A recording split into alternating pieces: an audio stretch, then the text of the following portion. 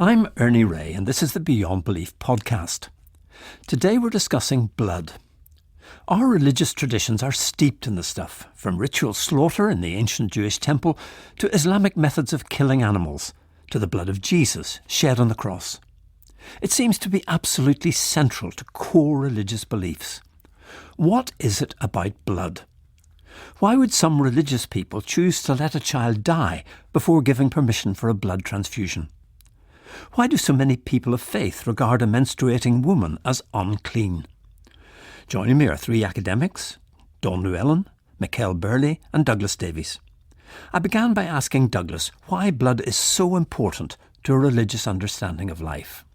Because we are human animals, and because blood is vital to us for survival. And as human animals, we are thinking animals as well. And when we think about ourselves, life, reality and many other things, we use what's close to hand as expressions of our thought, and blood is one of them. Dawn?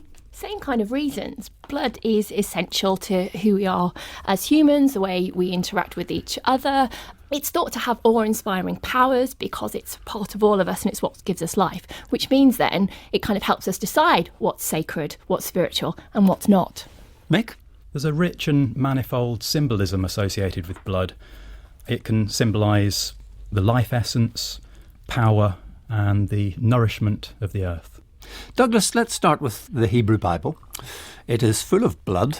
Temple worship was centred on the sacrifice of animals. Just give us a little sketch of the sort of thing that might happen.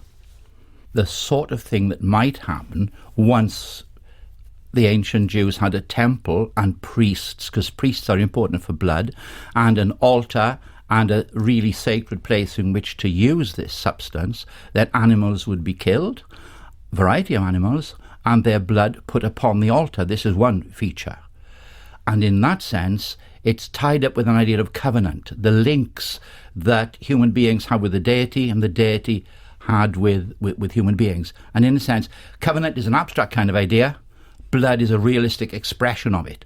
So when priests use blood, they're engaging with God, and they're engaging with God in relation to human imperfections of all sorts. Blood is a ritual corrective of problems between man and God and problems between human beings with each other. Now, Dawn, you're agreeing with that. And from a Christian perspective, what part does blood play in the New Testament story? The New Testament continues that importance of symbolism. We can see that when Jesus at the Last Supper is breaking bread, at the crucifixion, we can see the importance of blood there on the male body. That's a symbol of Jesus' sacrifice that's repairing the relationship between God and humanity. There are also stories in the New Testament of when blood is a taboo subject. So when Jesus, for instance, heals the hemorrhaging woman, she does it in secret. She kind of comes up to him and touches him, and he doesn't chastise her for being a bleeding woman, but instead kind of congratulates her on her faith. So it's central to the crucifix event, it's central to Jesus' sacrifice, but also within the New Testament we see places where blood might mean something else, something a little bit more dangerous. Mick, much of Hinduism is vegetarian, but there's a tantric shamanistic part of Hinduism in which animal sacrifice is still carried on today. Now, give me a picture of what happens there. The research that I've done into this is primarily in the region of Assam, which is one of the northeastern Indian states. And there, goddess worship is very prevalent. And it's particularly in connection with the worship of often ferocious, often fierce goddesses that blood sacrifice is carried out. And there's a temple known as the Karmakya temple, which is just north of Guwahati, which is the capital of Assam. And there's animal sacrifice every day of the year, virtually, but during the festival time it increases quite dramatically. And the connection of blood is very strong. Blood is associated both with the goddess and with the life force that runs through all living beings. And there's thought to be a sort of exchange that takes place. The goddess nourishes the earth with her own blood through her menstruation, and the animals are sacrificed and their blood is given as a gift back to the goddess. It all revolves around this idea of sort of substitutionary atonement, that somehow or other by shedding blood you can propitiate an angry God. And it does raise the issue of what sort of God you're propitiating, Don. And I think feminists working in religious studies and gender, particularly within the Christian tradition, have focused on the fact that blood's so important to the crucifixion. There you have a male body who's been violated, damaged, broken, as if to appease and make one with this deity who's chosen this particular individual. And for gender scholars, me included, I would kind of say, well, if you're looking at a male body who's been through that, and that's what it needs to be at one with God, then what does that say for particularly women who are potentially or are more marginalised and kind of suffer abuse, or all sufferers of abuse, when violence is valorised in that way? Mick? Yes. You were asking, Ernie, about the nature of the deity that's being propitiated or worshipped. And I think within Tantric Hinduism, the goddess is seen as a manifold deity that represents multiple different aspects of life, including the terrific, the horrific, as well as the benign and the benevolent. And it's within her manifestations as the frightening, the fearsome, and the ferocious goddess that animal sacrifice tends to take place. I want to talk a little bit about food, Douglas. Specific food laws, kosher laws, halal laws. There are very specific requirements in the Jewish law about how you can kill animals and what you can eat.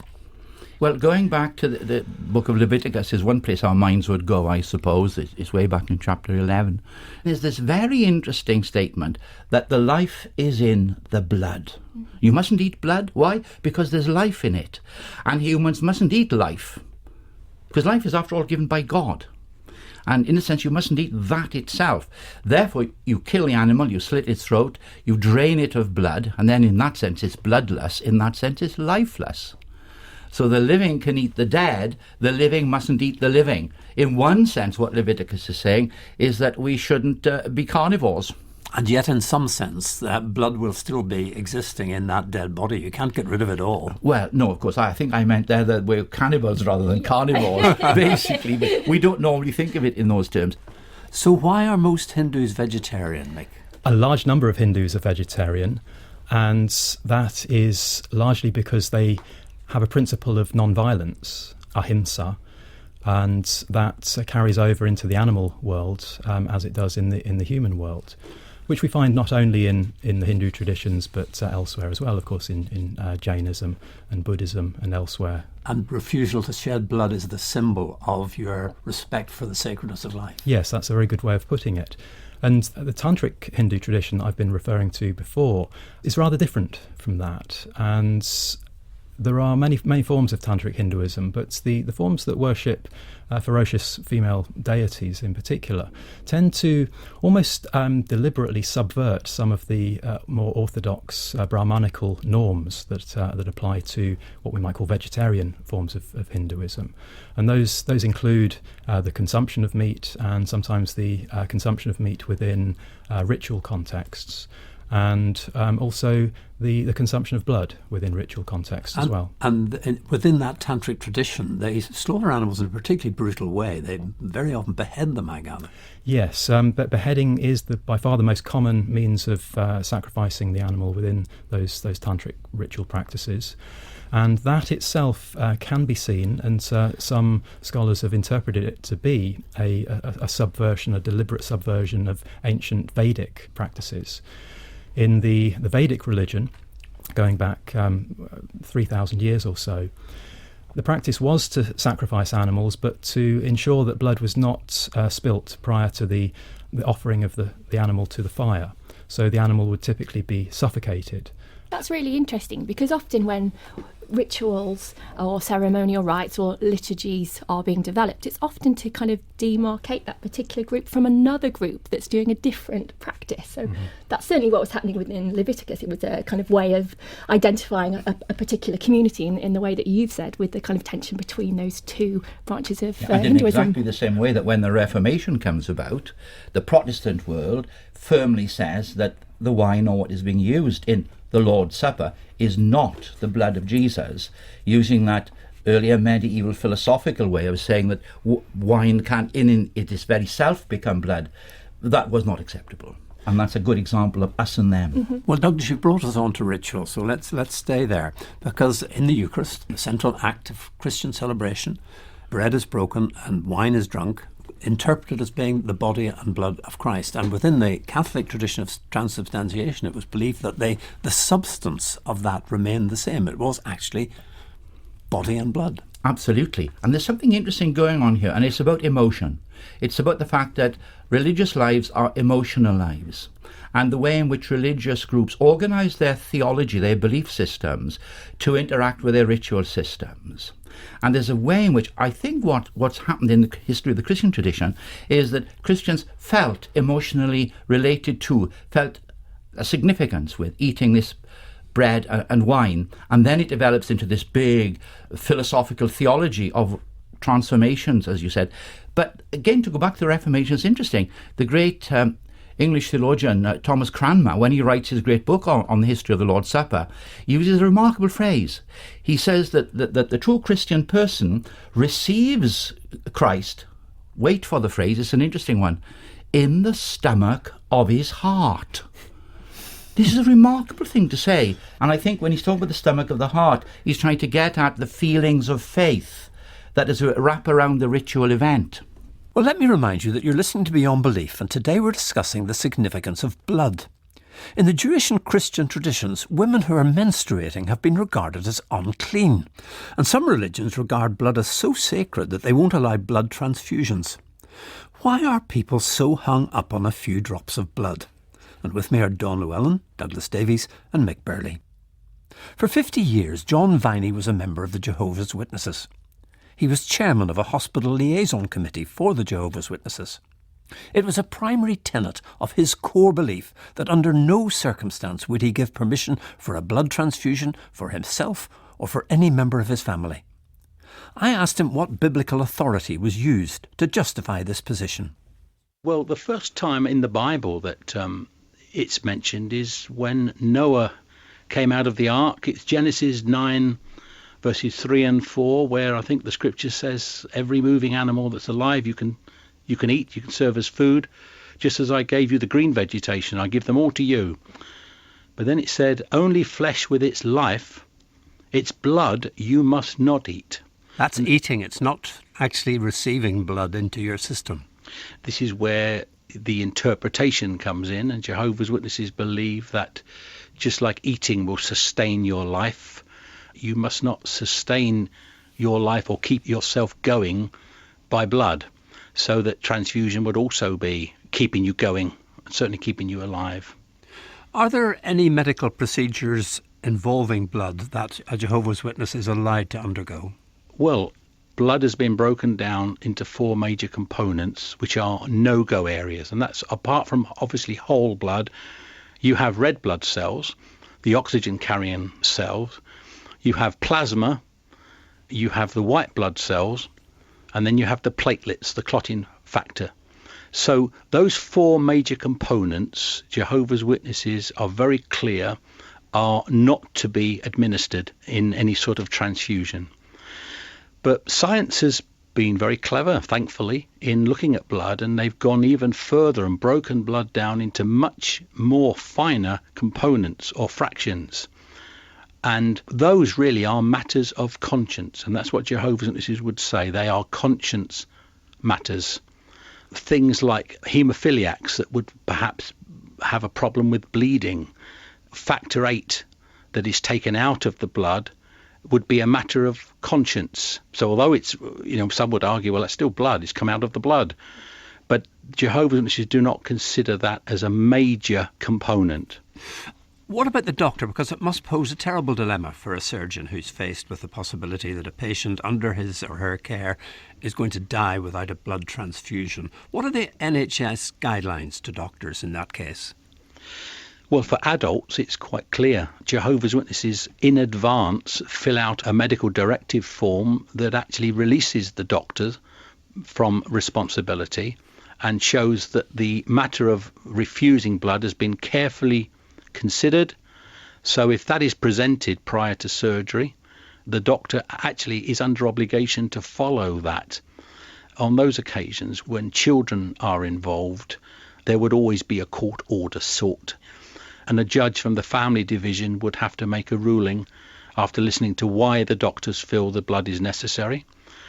Often, though, there are alternatives, and where one doctor says you can't do that without blood, you'll die, there may well be another doctor somewhere else doing that operation without blood. So what Jehovah's Witnesses did in setting up the hospital liaison committees was to try to gather medical evidence and medical articles that would show that you can do certain things without blood.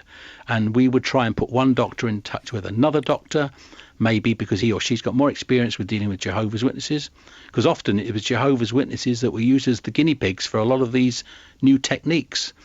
And when they found out that it worked so well, they then introduced these techniques for other patients.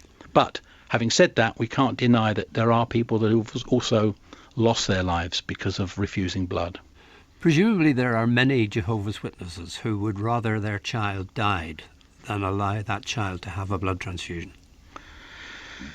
They will be thinking of the child's eternal welfare, and that's what we can't leave out of this equation. Jehovah's Witnesses feel that this life that is being led now is not all there is. There is going to be a new system on this earth, and if someone obeys God's law and dies, they will be brought back in the resurrection. It's a pretty extraordinary view of God that thinks that he would condemn a child because a decision was taken to give that child blood in order to save its life. I understand what you're saying. I'm trying to look at this now from the Jehovah's Witness point of view. They, of course, would see it as obeying God. And obeying God, one of the scriptures they would use would be the scripture in Mark chapter 8, 34 and 35. I lifted this from one of their Bible topics for discussion brochures, where Jesus said, "For whoever wants to save his life will lose it, but whoever loses his life for my sake and for the sake of the good news will save it." So Jehovah's Witnesses see that the fact that they are obeying God, that they are being obedient. They don't see that as having an odd view of God. That was John Viney, who is no longer a Jehovah's Witness. Dawn, do you understand where the Jehovah's Witnesses are coming from? It's coming from a very literal reading of the scriptures. You know, in Deuteronomy as well, you get kind of messages that God is life. So this is repeated in the scriptures. The blood is holy, it's sacred, it's to be preserved. And I think that's what's driving some of this. Blood is sacred and has to be kept apart and within us as human beings. So you have to protect the blood, we have to preserve it. It's when it's spilt, in terms of Jehovah's Witness thinking, unnecessarily, then that's when the danger comes. Mick. One thing that interested me particularly was the conception of the human body, and how perhaps among the Jehovah's Witnesses in particular there's a notion of the body having a certain integrity that has to be maintained in the form that God gave it to us. Mm-hmm. And I think this contrasts very vividly with conceptions of the body and the relationship that we have to our bodies within multiple different Hindu traditions and other South Asian originating traditions, which is that, in a sense, we need to cultivate a certain detachment or non-attachment to the physical body. And so when it comes to death, we should be not identifying with the body. And in death rituals, cremation will be the typical form that disposing of the body takes. I want to turn to the issue of menstruation, Dawn, because there are very specific regulations in the Hebrew Scriptures governing the relationships between a man and his menstruating wife. And I'd like you just to explain what those are. So when a woman is menstruating, and this is kind of referred to in Leviticus, and it's still part of contemporary Jewish Orthodox communities, they are prohibited from conducting certain everyday acts. And for 7 days, they are considered unclean during their period. So no sex. Preparation of food is limited and isn't shared. You don't pass on objects, so you wouldn't receive an object that's been touched by a woman. You certainly wouldn't sit on a chair that a menstruating woman has sat on, or lay on a piece of furniture that a menstruating woman has sat on. Because it would make you unclean. Because it would make you unclean. And once the woman's period is coming to an end, there are quite careful, detailed rituals about how she checks that the bleeding has stopped. And then she is required to take a ritual bath. She's immersed twice, there's usually a blessing, and then she re-enters into the normal household. So really, for 1 week, out of every 3, they're excluded and prohibited from taking part in everyday religious and family practices and rituals. And what does that say, Douglas, about the Jewish attitude to blood, particularly menstrual blood? Well, it's using this bodily substance as a vehicle carrier, as a message carrier. And it's there being used as a vehicle for this idea of orderliness, disorderliness. In this case, blood is disorderly. It throws you out of the normality of life. Because ritual purity, you could almost think of it not in a mystical kind of way, but what allows you to get on with ordinary stuff and what doesn't allow you to get on with ordinary stuff. And in that sense, I think that menstrual blood, and of course it also applies to seminal discharge in the Bible. So there are 2 sides to it, that things that are related to reproduction and fertility, when they're out of place. It is often said that matter out of place, that dirt is matter out of place. And there's a sense in which you could say menstrual blood is out of place because it's supposed to be in a baby. Semen is out of place, it's supposed to be in a baby. And it's an interesting question in earlier times and places, how much of the time would a woman be menstruating if she was reproducing a lot and producing baby after baby? It might be a rarer kind of occurrence than it would be in our secular-ish West. Mick? We certainly shouldn't get the impression that that the notion of menstrual blood as being impure is in any way unique to the Judeo-Christian traditions. It's prevalent in many cultures throughout the world. And yes, within the Hindu traditions, there is a strong sense of menstrual blood being impure, and hence by association, the woman who is menstruating being impure during that part of her cycle. And she could be banished during that part of the cycle. She'd be made to live in another community altogether. In extreme cases, I mean, it's far rarer these days. But yes, the practice of chowpadi has been one that's had a place within Hindu traditions, and it's still practiced to some extent. More so in, I think it's fair to say, in rural communities and in some parts of Western Nepal, for example. And can you explain that to us? Between 3 and 7 days each month, the menstruating woman would be required to sleep in a different location from the rest of the family, and to live much of the day in, say, a shed or a hut away from the house. Isn't it interesting that this is so prevalent, this attitude about blood? It's spread through all our religious traditions, no matter where they've come from. It even spread to Christianity, because there was a churching ceremony for very long periods, once a woman had given birth to a child. Yeah, that tradition's kind of seen peaks and troughs, and it does have its roots, again, within these Leviticus rules. So churching during the kind of Middle Ages, between kind of the 1200s and the 1600s, was a period of celebration for women. So after women had given birth, then they would have a rest for 40 days before being reinvited back into the community, into the church. And they'd stand on the doorstep of the church with the priest. There might be a blessing with some hyssop and some holy water, and then they would go back into the church with the child. In Luke 2, we see the Virgin Mary bringing the baby Jesus back into the church. Around Candlemas Day, that was often sometimes an annual moment in which women would come back. So blood, it's not just menstrual blood, it's the blood of childbirth as well. There are some slightly more misogynistic interpretations of that. It goes back to that uncleanliness, that impurity, because women's bodies, when they bleed, are out of control. They're out of the control that patriarchal religions kind of like to control. And when it's associated with fecundity, fertility, sex, reproduction, then it does kind of create a certain anxiety. Dawn, as a feminist theologian, I would expect you to take exception to all these regulations concerning what a woman, when she's menstruating, can and cannot do. It's not a coincidence that blood is associated with power and life-giving. And within women's bodies, that can create concern, fear, as to the power that it might reveal. So it's not exactly a coincidence that religious rituals are often developed in ways to help control women's bodies. It's been interesting the way in which contemporary women are reinventing those rituals to subvert some of those patriarchal ideas.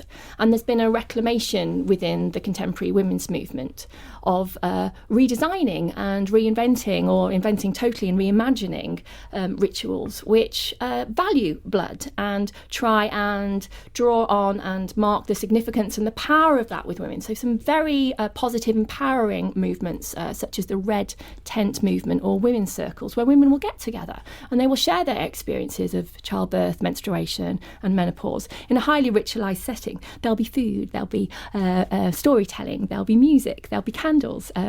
There might be red yarn woven round all the women to symbolise that they are unified through this process.